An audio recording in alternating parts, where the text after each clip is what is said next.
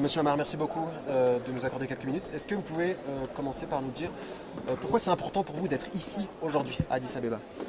C'est important, la Tunisie est d'abord un pays africain par excellence. La Tunisie est le pays fondateur de l'Union africaine, donc c'est tout à fait naturel que je sois ici parmi mes pairs et mes frères au conseil exécutif et pour préparer le sommet qui est la délégation tunisienne sera présidée par le chef du gouvernement tunisien. Ce week-end. Avez-vous des attentes particulières concernant cette édition du sommet? Bien sûr, vous savez que notre monde passe par une période très difficile, il y a beaucoup de tensions, beaucoup de foyers de tension en Afrique, mais aussi dans la région Moyen-Orient et Afrique du Nord, mais aussi un peu partout dans le monde. Et donc, et nous passons par tous, la communauté humaine, par une période très difficile et il faut absolument nous rencontrer, parler entre nous et trouver des solutions. Et la Tunisie fait partie de ces pays dont les gènes coïncident avec la paix. La Tunisie vit tranquille quand il y a paix dans la région, elle prospère quand il y a paix sur le continent et autour d'elle. Donc c'est pour apporter cette contribution historique de la Tunisie aux travaux de nos frères, les pays africains, que je suis ici présent. Y a-t-il des problématiques spécifiques à la Tunisie que vous comptez mettre en avant? Bien sûr, nous sommes un pays africain, je l'ai dit, donc tout ce qui concerne les pays africains nous concerne aussi. Nous avons la pacification du continent, le développement économique, dans tous les secteurs des activités. Nous avons aussi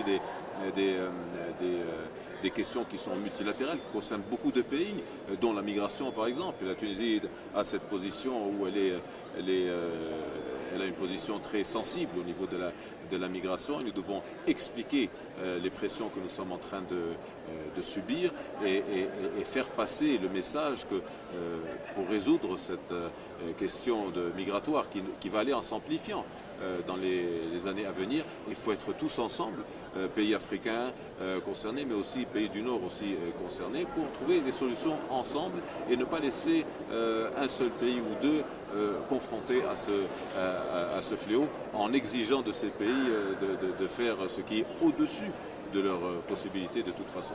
Et puis c'est l'occasion aussi de rencontrer plusieurs de mes collègues et de renforcer nos relations bilatérales.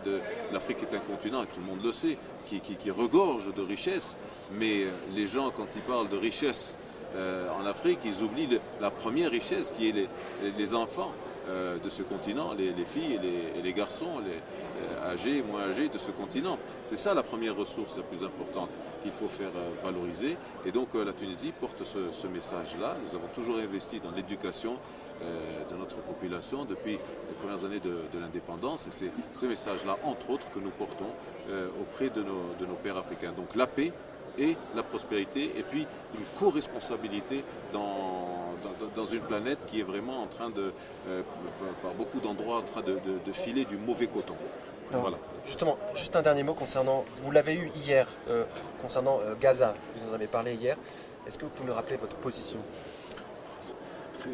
C'est une question, j'allais dire, vraiment facile, parce que c'est honteux ce qui se passe là-bas. C'est honteux pour l'humanité. C'est honteux pour l'humanité.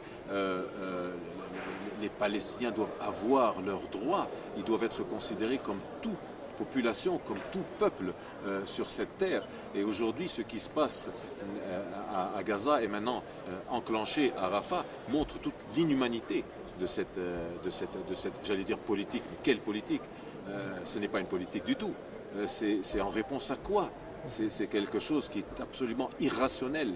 Et puis ce sont des événements, ce sont des actes que nous avons connus, nous, en tant que pays africains, avant que les colonisateurs ne quittent les pays. Ils ont tous fait comme ça, des bains de sang, tuer des innocents avant de devoir quitter.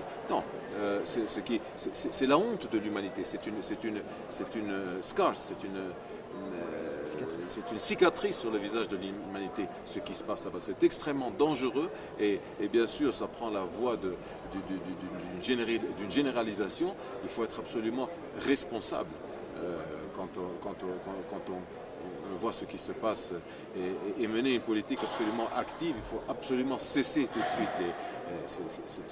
ce n'est plus des hostilités, c'est un génocide, tout simplement. Voilà. Merci. Merci.